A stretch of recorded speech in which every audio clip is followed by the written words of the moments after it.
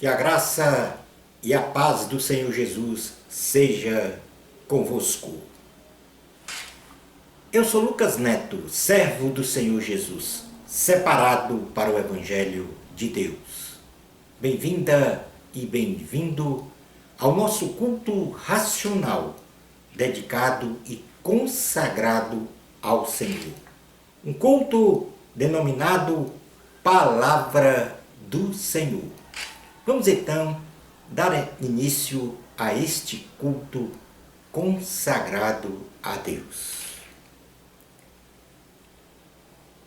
Abra a sua Bíblia no livro de João, no Evangelho de Jesus, segundo escreveu João, no capítulo 7, versículos 37 ao 49. Diz assim a palavra do Senhor. No último dia, o grande dia da festa, levantou-se Jesus e exclamou: Se alguém tem sede, venha a mim e beba. Quem crê em mim, como diz a Escritura, do seu interior fluirão rios de água viva.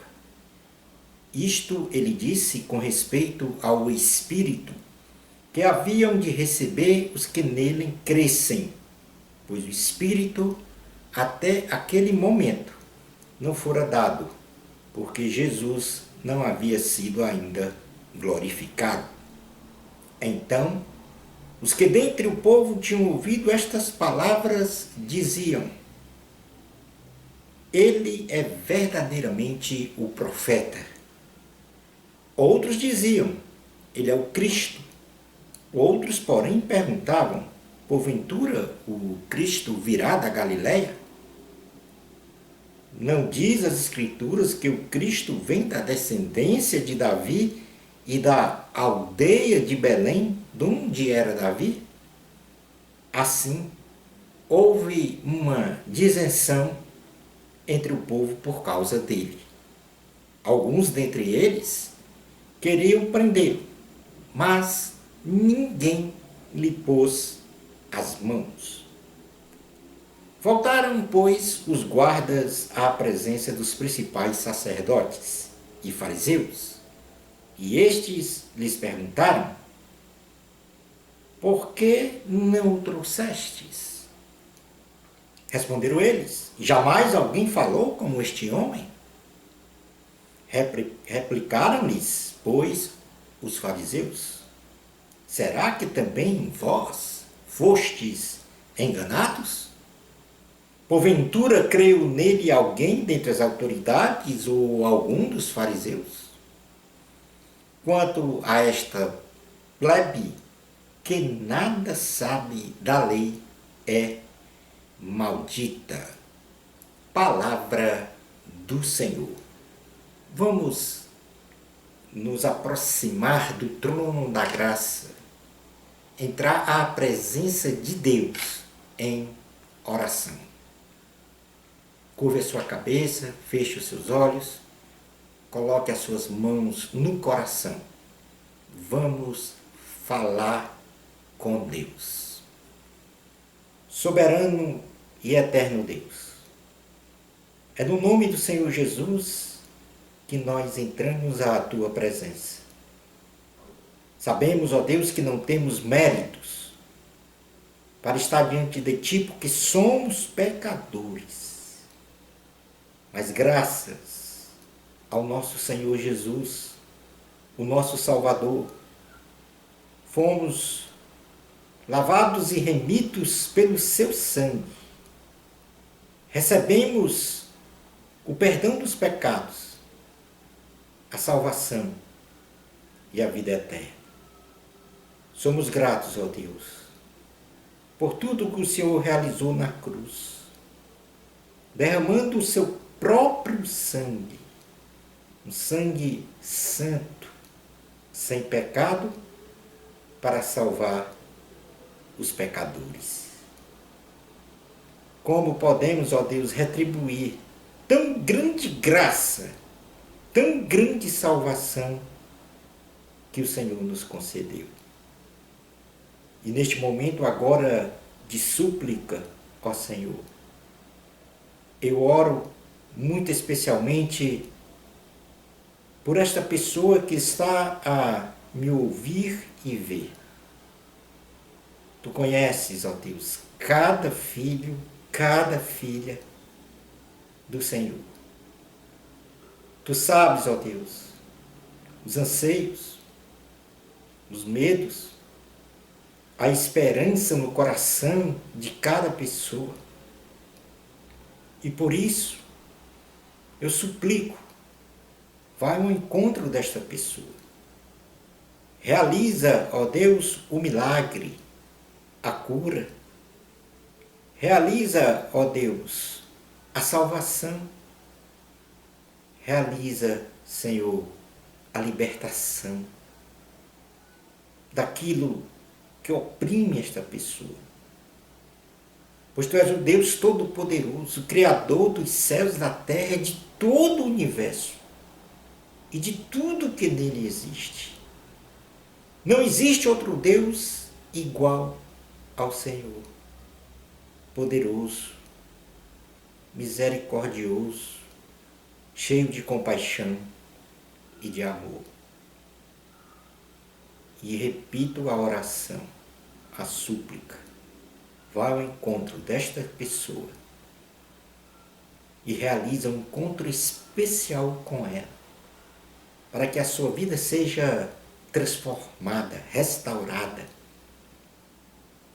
para que a sua vida alcance agora um patamar de elevada santidade. É assim, ó Deus, que eu oro com fé, no nome do Senhor Jesus. Amém. Glória ao Senhor. Esta narrativa que nós lemos do texto base, que está no Evangelho de Jesus, segundo escreveu João, no capítulo 7, versículos 37 ao 49, se reporta à festa dos tabernáculos, onde se realizava o derramamento de água sobre o altar, acompanhado de cânticos. Jesus, nesta ocasião, estando presente no templo, declarou ser a água da vida, ou a água viva. Então vamos agora realizar um estudo, ou uma interpretação, ou como queiram, uma exegese deste texto bíblico. A cerimônia da libação de água, como já falei, ela durava 7 dias, que eram os 7 dias de festa do tabernáculo. E após o holocausto da manhã, no caso, o sacrifício de animais, ocorria então a libação de água, que era este derramamento de água sobre o altar. E essa cerimônia consistia na busca de através de um cortejo solene de águas vivas. E águas vivas para os israelitas eram águas correntes, como a de um rio, por exemplo. E próximo ao templo existia um tanque chamado Tanque de Siloé, onde tinha fontes que minavam do solo águas vivas, águas correntes. Então, saía um cortejo do templo e até esse tanque de Siloé, que distava 800 metros.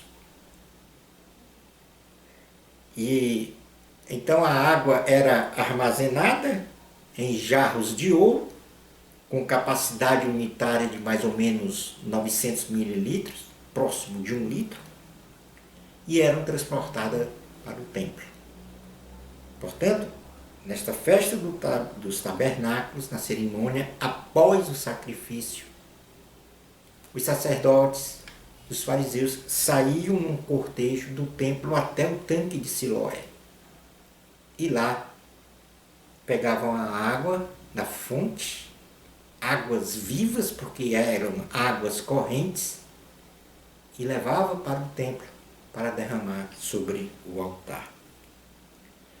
Quando chegavam diante do templo, da volta do tanque de Siloé, era tocada então uma trombeta de 3 toques, sendo um toque longo e alto, um segundo toque, um toque médio, e um outro toque bem longo e alto, anunciando então a chegada das águas vivas lá do tanque de Siloé ao templo, porque a água viva para Israel era a água da vida.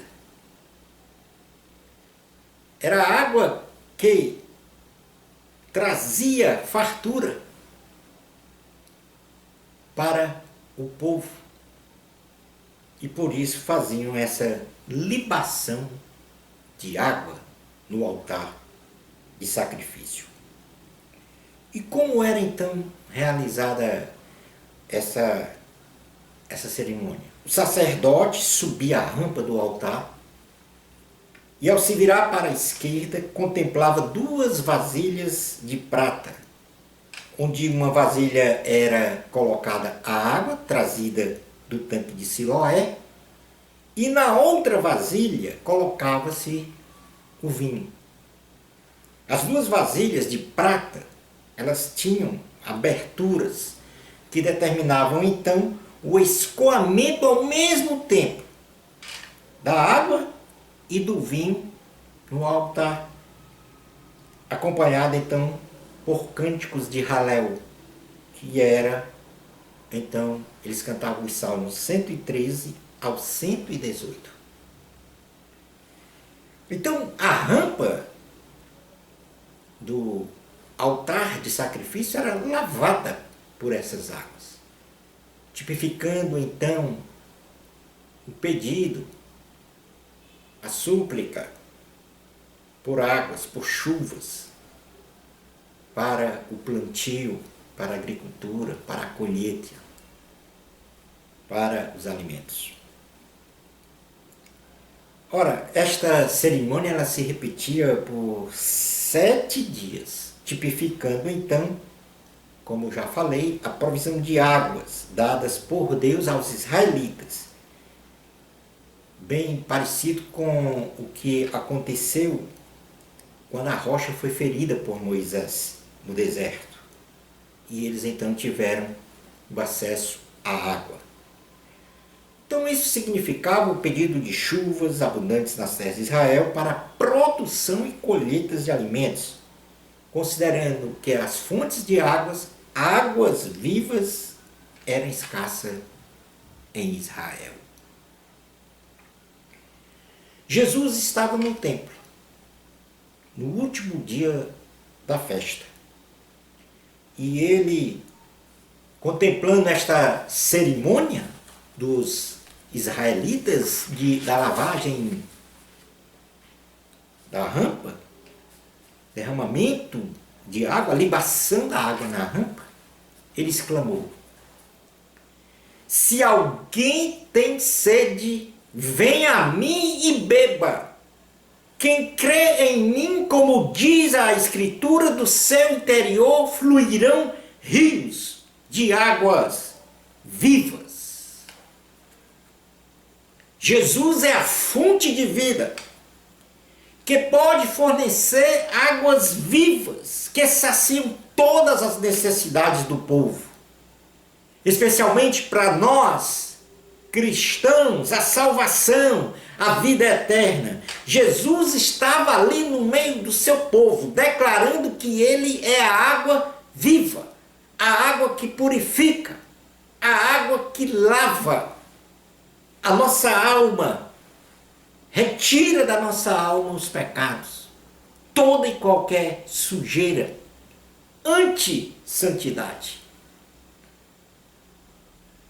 Jesus fez aqueles sacerdotes e fariseus que estavam realizando aquela cerimônia, que ele era a verdadeira água viva que podia dar vida, provisões a todos eles. Após esta palavra de Jesus aos que estavam no templo, grande alvoroço e disenção ocorreu, como diz o texto, entre o povo. Muitos deles creram, inclusive os principais sacerdotes e fariseus que lá estavam. Alguns creram, outros não. E os principais tentaram então prender Jesus. Mas os soldados que foram prender Jesus, por terem se admirado da grande autoridade divina do Senhor,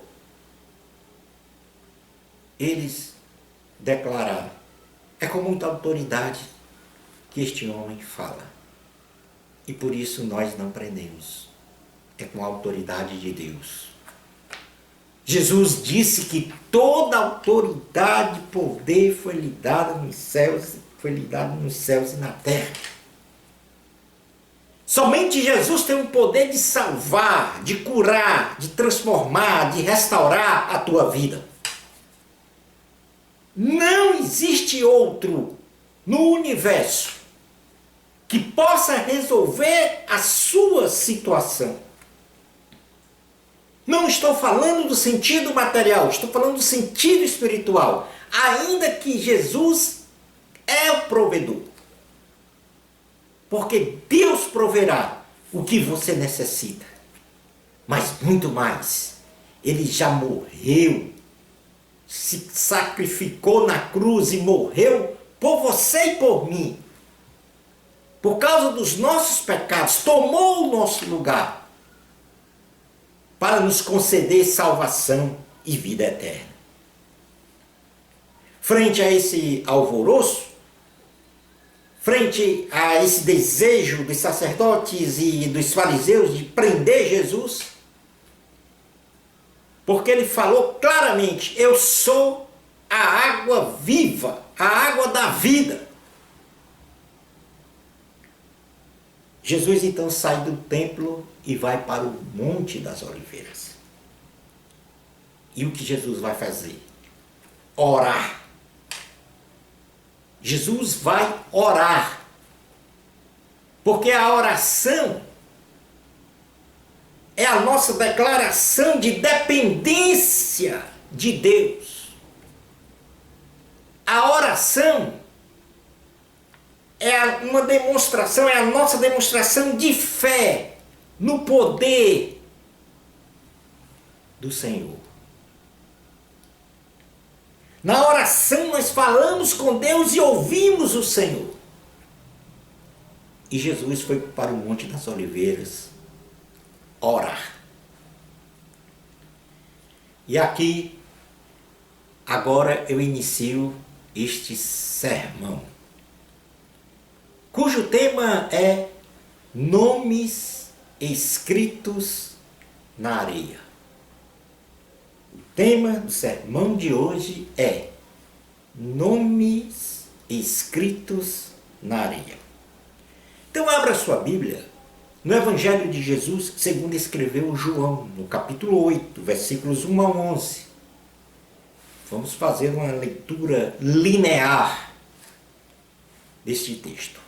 Diz assim a palavra do Senhor.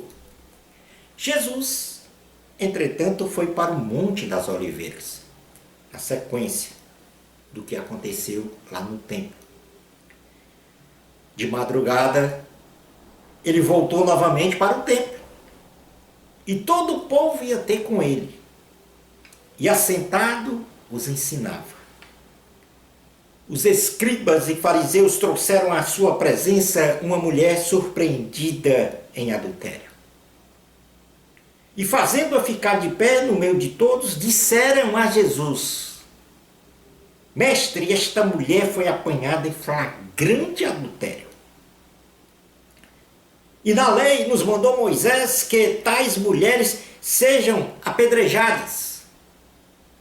Tu, pois, o que dizes? Isso diziam eles, tentando para terem de que o acusar.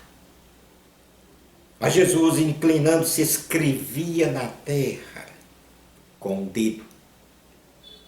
Como insistissem na pergunta, Jesus se levantou e lhes disse: aquele que dentre vós estiver sem pecado, seja o primeiro que lhe atire a pedra. E tornando a inclinar-se, continuou a escrever no chão.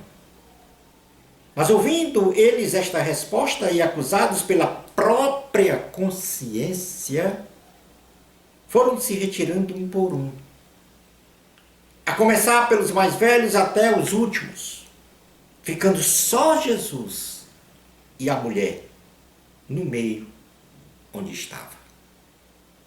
Erguendo-se Jesus e não vendo a ninguém mais, além da mulher, perguntou-lhe: mulher, onde estão aqueles teus acusadores?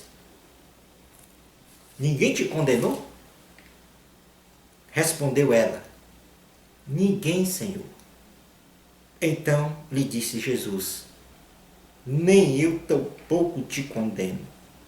Vai e não peques mais. Fazendo uma revisão deste texto, nós podemos perceber que na madrugada do dia seguinte, ou seja, no 8º dia da festa dos tabernáculos, Jesus volta para o templo e ensinava então a uma multidão sobre o reino de Deus. Então os sacerdotes, fariseus e outras pessoas, aqueles mesmos que buscaram prendê-lo no dia anterior, lhe apresentaram então uma mulher surpreendida na prática do adultério. Estes, de forma assintosa, esses sacerdotes, esses fariseus, falaram para Jesus que na lei de Moisés as mulheres flagradas em adultério seriam apedrejadas. E então perguntaram-lhe o que deviam fazer. Sabiam eles muito bem o que deveria ser feito. À luz do fundamentalismo, eles disseram então isto, perguntando a Jesus o que devia fazer, para acusar Jesus, dependendo da resposta que o Senhor Jesus desse a eles. Pois se Jesus ordenasse o apedrejamento da mulher, eles poderiam então acusar Jesus de incitar a prática do homicídio perante as autoridades romanas, e assim Jesus seria preso. De outra maneira, se Jesus não permitisse a morte da mulher adúltera por apedrejamento, o acusariam de permitir a prática do adultério, infringindo então a lei de Moisés. Fato que desacreditaria Jesus diante das autoridades judaicas, bem como diante do povo. Ou seja, se Jesus mandasse apedrejar, eles iam então lá para as autoridades romanas e dizer: olha, tem um homem aí incitando o homicídio, e Jesus seria preso.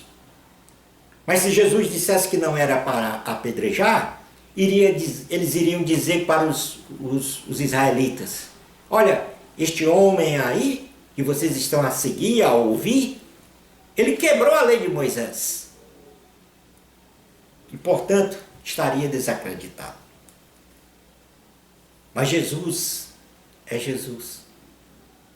Ele conhece todas as coisas. Ele é onisciente. Ele sabe de todas as coisas. Então Jesus, conhecendo a intenção destas pessoas, inclinou-se e começou a escrever na areia. E muitos pensam que aqueles homens deixaram de apedrejar a mulher porque Jesus disse: se alguém não tiver pecado, que atire a primeira pedra. não foi só por isso. Quando Jesus se inclinou para escrever na areia, os sacerdotes e os fariseus que conheciam a palavra do Senhor, na primeira página, a última, de cós salteado, porque eles ensinavam a lei,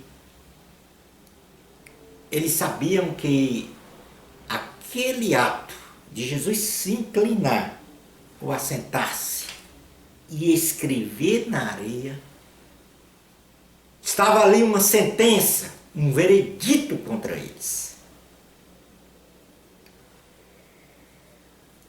Insistiram, porque Jesus continuou, aparentemente ignorando o que estava a acontecer.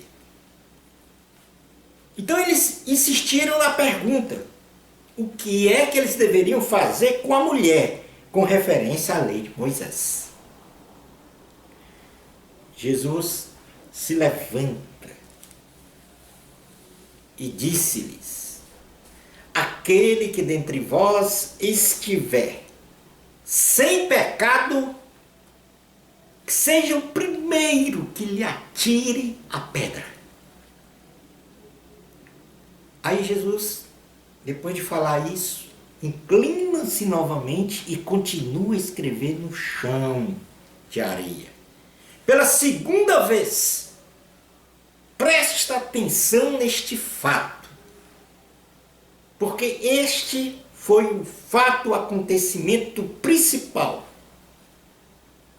para eles entenderem que eles é que estavam condenados,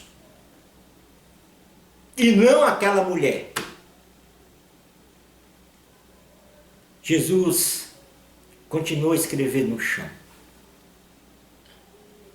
E eles, ouvindo o que Jesus dissera, aquele que dentre vós estiver sem pecado, seja o primeiro que lhe atire a pedra, eles, acusados pela própria consciência, porque viram aquele fato de Jesus escrever na areia por 2 vezes uma sentença. E uma sentença de morte. Estou falando de morte espiritual, de morte eterna, de afastamento eterno do céu do Senhor Jesus.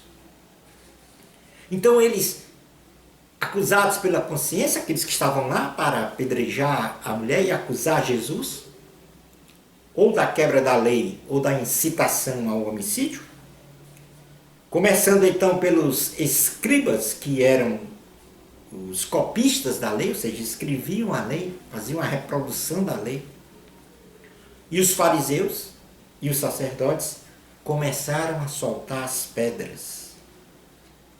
Começaram a soltar as pedras assassinas e saíram do local, ficando só Jesus e a mulher. Os fariseus e sacerdotes, que conheciam toda a lei, ao verem Jesus escrevendo na areia, eles lembraram-se de que havia rejeitado a Jesus lá na fonte, naquele episódio que nós lemos sobre as águas vivas derramadas no altar. Porque Jesus lá no templo declarou, na cerimônia de libação de águas, que ele era a água viva. Que quem bebesse da água que era ele, que é ele, jamais teria sede. Mas Jesus foi rejeitado. E inclusive teve que sair do templo para não ser preso.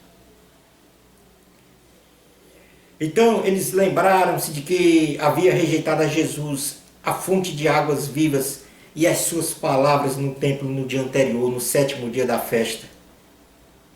E lembraram-se do que está escrito em Jeremias capítulo 17, versículo 13, que diz, Jeremias 17, 13, ó Senhor, esperança de Israel, todos aqueles que te deixam serão envergonhados. Os nomes que se apartam de mim serão escritos no chão.